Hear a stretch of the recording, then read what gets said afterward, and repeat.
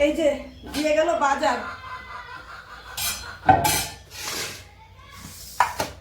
এই বাজার হয়েছে আজকে, দাও তোমাদের দেখাচ্ছি কি বাজার করেছে, ঠিক আছে?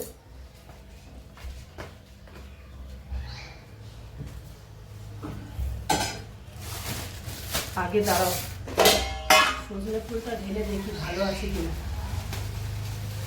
2-3 দিন ধরে রয়েছে। তো এই বছরের আজকেই লাস্ট সজনে ফুল খাবো, আর নেই, গাছেও সব শেষ।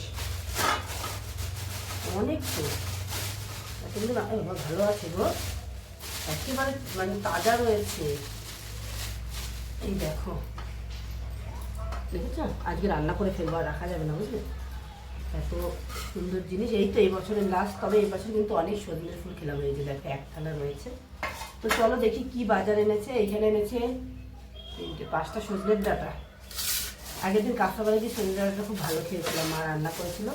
ও এখানে এনেছে একটা ম্যাঙ্গো, আর এনেছে 5টা উচ্ছে। এই যে দেখো,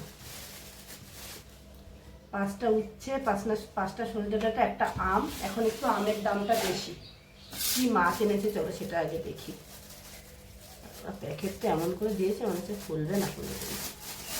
আগে আমি একটু দেখে নেবো তো। কাতলা মাছ এনেছে, ঠিক আছে? এই হচ্ছে কাতলা মাছ।